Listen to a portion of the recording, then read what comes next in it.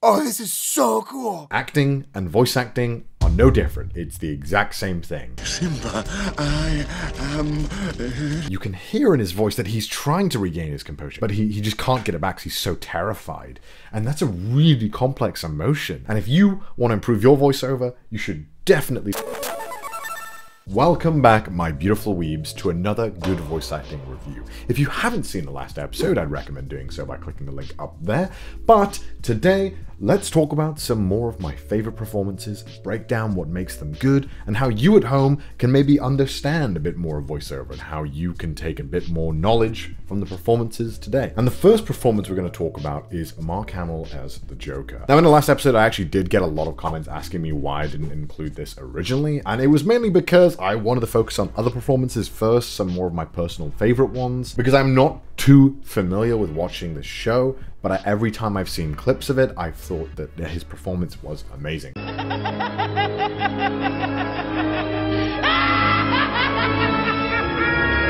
He manages to get every kind of laugh almost perfect as the Joker. When he's trying to be annoying that he's won or done something successfully, you can tell the difference between that laugh and like an evil, conspiring laugh. I feel like you could understand every single scene of this TV show based on what type of laugh he's doing. It's so good how distinct each laugh is.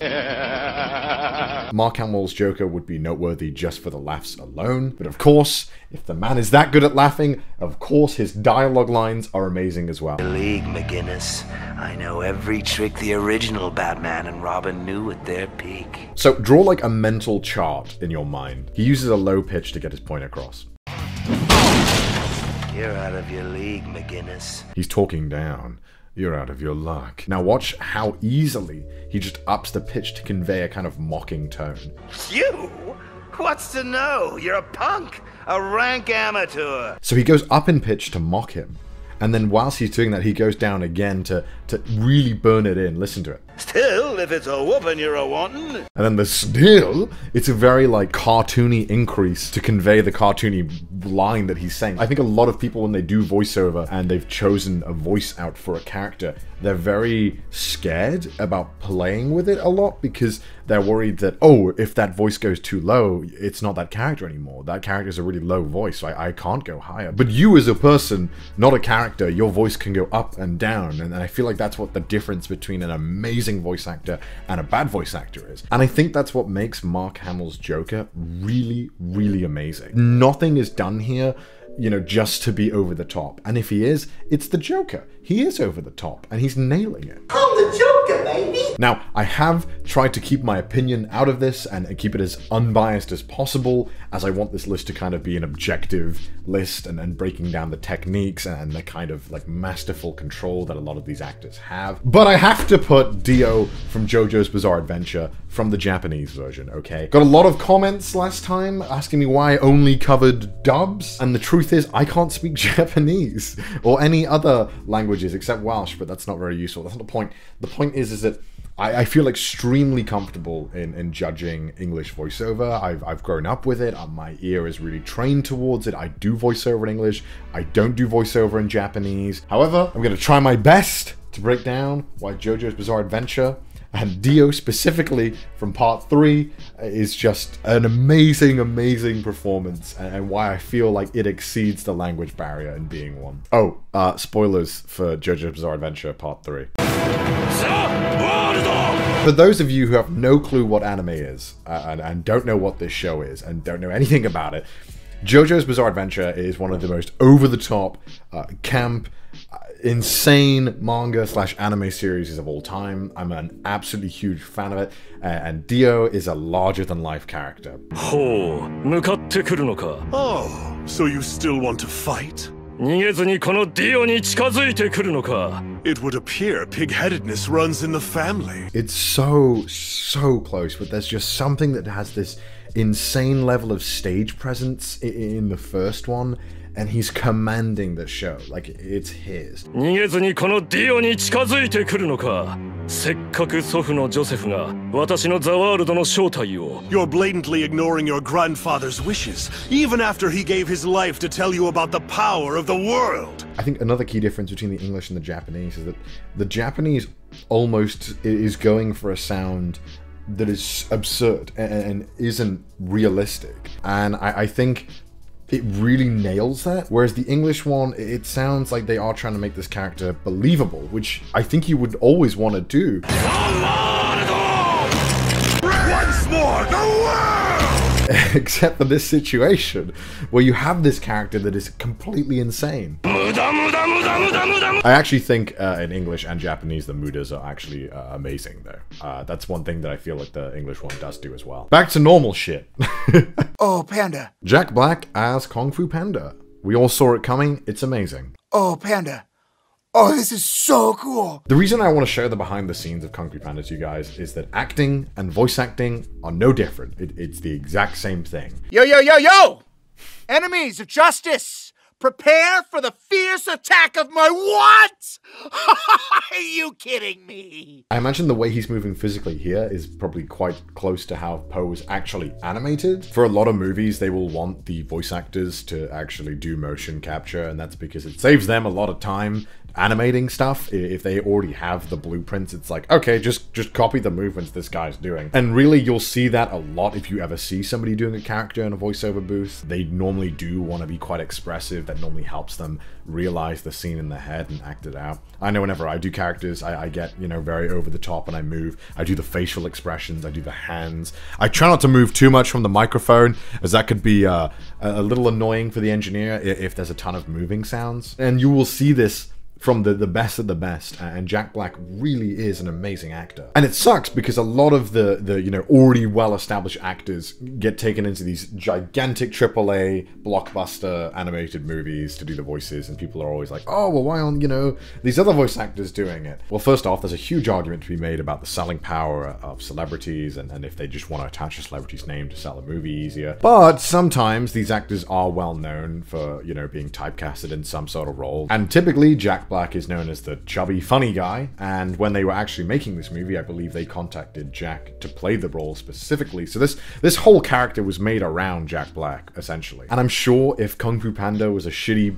budget live-action movie where Jack Black wore panda makeup, it would probably be very similar movements, and you would see all of this, and the voice performance would be just as amazing. Justice! The most important meal of the day. He didn't need to do those body movements there. They don't need that at all. But it solidifies to him how he's going to deliver the line, and the timing, and the sound, the pitch, everything. He gets it all from the body movements. And if you want to improve your voiceover, you should definitely take liberties with the movement. Next up is Arthur Clarke as Roger Morgan from Red Dead Redemption 2. Now, I had the luxury of playing this recently, and my god, did this man nail it. And how come I never see anyone talking about this? I'm going to show spoilers from Red Dead 2 because I think one of the best scenes is at the end. Oh, Black Lung!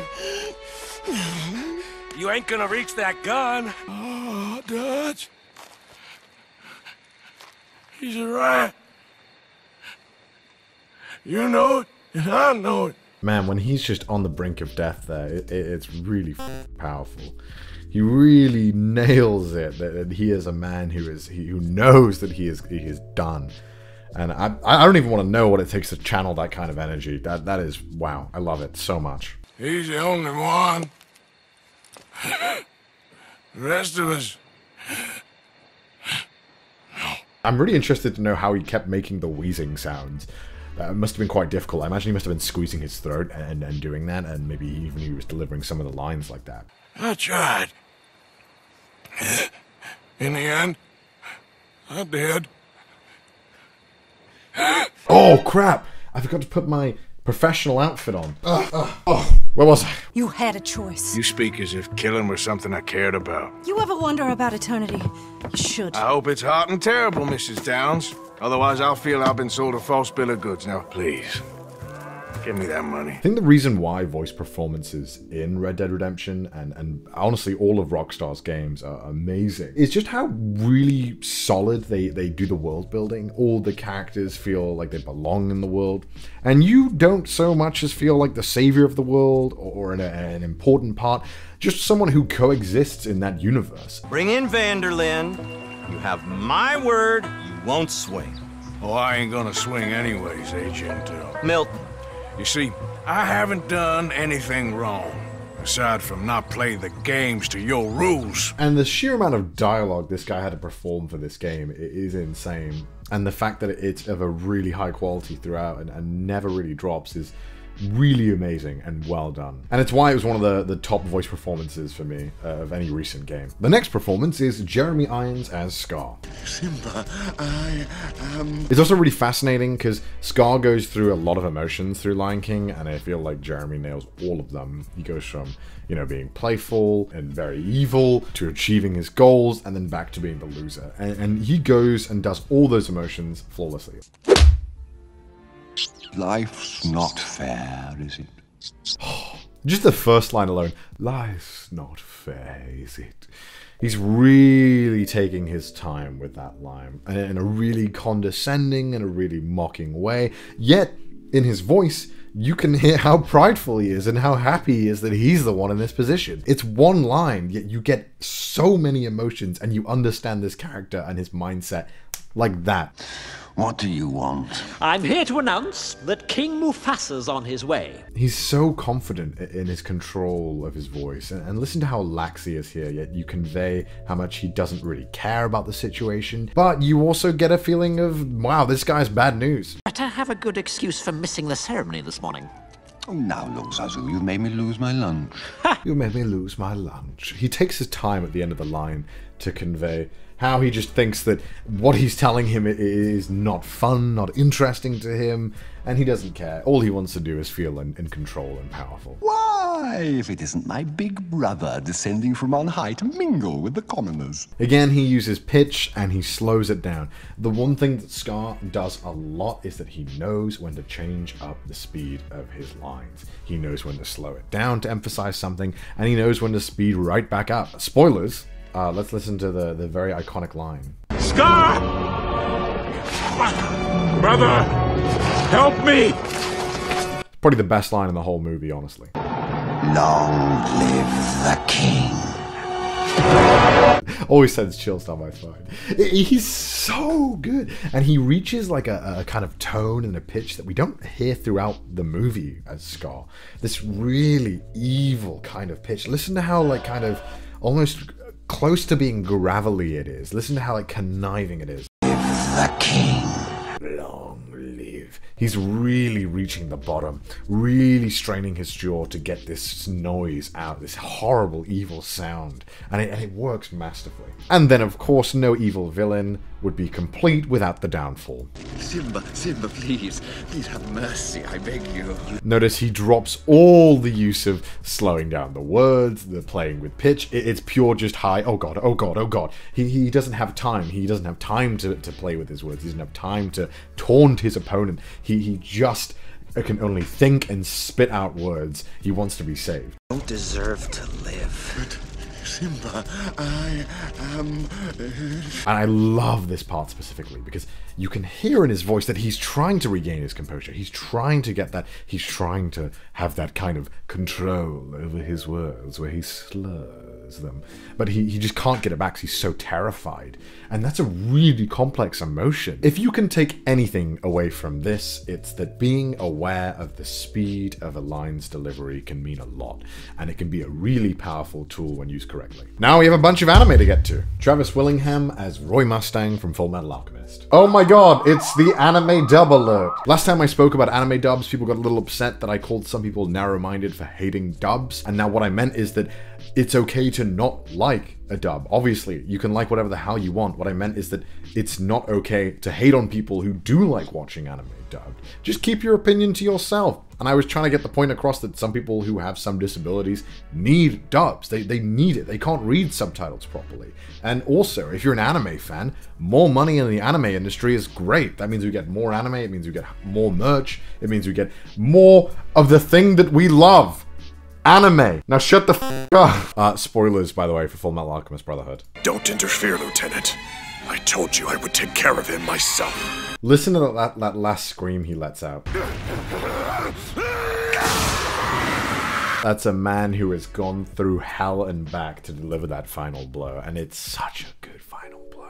But Roy Mustang isn't like that most of the time. Most of the time he is cracking jokes, being basically a father figure, and he nails all of the lines here. Travis Willingham really brings this character to life. Looks like you underestimated your opponent, Full Metal. Who is this guy, anyway? You'd know that if you listened to the briefing like I told you to. But no, you had to go charging right after. Yeah, I get it, alright? I'm sorry, Kay, whatever. Next time a superior tells you to pay attention, you might just try it. I do think that the Japanese performance goes for a lot more of a smoother and a lot more of a badass kind of vibe. But I think what makes the English performance better, in my opinion, is that he gets the range of the character really well. Travis does an amazing job at the funny and lighthearted scenes, but also nails the serious and intense scenes. Have you lost your mind? Did you forget the way he tore you apart in East City? Ooh, sounds like the Colonel's scared of Big Bad Scar. I'm not surprised considering how useless you were against him. That wasn't my fault, it was raining that day! He gets the really comedic moments down amazingly and builds up this really caring and human father figure throughout the whole anime. And then when it comes to the really hard and really deep moments, he really nails them. And it's amazing because, you know, a lot of the time in anime, we do get these one-note characters that require just one static performance throughout. And to see someone get the opportunity to just go wild with a character and do all ranges of emotions and nail it is just amazing. Next up is Johnny Young Bosch as Lelouch Lamperouge in Code Geass. People of Japan, I have returned! It's a really interesting one for me because I think that Johnny Young Bosch has the kind of voice that can't be used often in anime because it sounds too unique, dare I say. But saying that, for Lelouch Lamperouge, it's perfect, it's fascinating, it's downright awesome. Hear me, Britannia! All you who have power, heed my words carefully. I am burdened by sorrow, war and discrimination, malicious deeds carried out by the strong. The same abhorrent interplay of tragedy and comedy. The world has not changed. The people still suffer. He has this kind of tone to his voice that always sounds like he's lying.